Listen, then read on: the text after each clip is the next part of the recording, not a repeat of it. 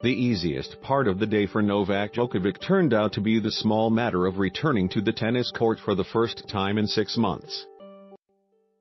Showcasing his truncated new serve, the six-time champion took less than 2 hours to make his way into the Australian Open second round with a demolition of American Donald Young for the loss of 7 games. He was happy to talk about that later.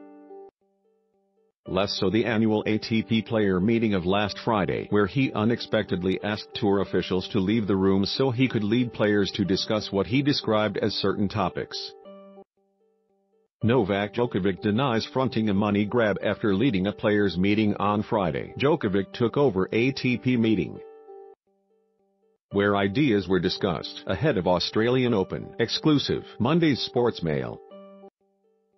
These revolved around getting more direct representation to promote their interests, as he commented on Tuesday, referring to the current structure of the tour being a partnership between the players and tournaments. It's not easy because a lot of times there's a conflict of interest. Treading carefully, he denied that he personally had brought up the subject of a potential boycott of the Australian Open.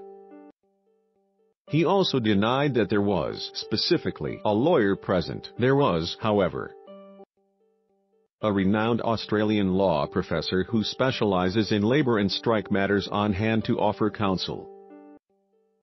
Djokovic was not happy at some interpretations of what went on. A boycott by male players of next year's Australian Open was among the more radical ideas.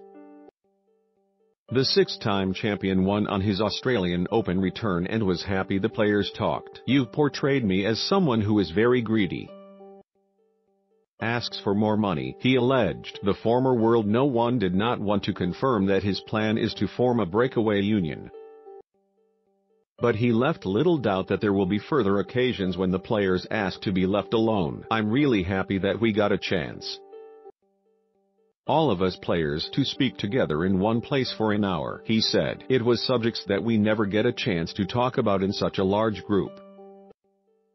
That's all it was. Everything was done in a very normal, polite way. Players wanted to stay alone."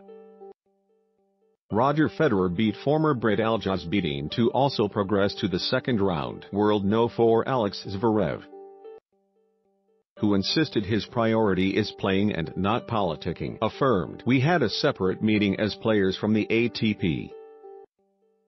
Novak was mostly talking." Roger Federer beat former Brit Aljazbidine, meaning that the formidable trio of Federer, Rafael Nadal and Djokovic reached the second round for the loss of just 20 games between them. Stan Wawrinka, who like Djokovic has been out since Wimbledon after knee surgery, fought past Ricardas Berankis in 4 sets. Another returnee is Maria Sharapova, who now faces her U.S. Open conqueror Anastasia Sebastova after she disposed of Germany's Tajana Maria 6-1. 6-4 when questioned about whether it had been appropriate, given her 15-month suspension, to parade the trophy during last week's draw. She replied with unintentional grandeur, "I was invited to be part of the draw by Craig Tiley, tournament director, and the tournament organization, and I kindly accepted." Stan Wawrinka celebrates after tasting victory on his return against Ricardas Berankis.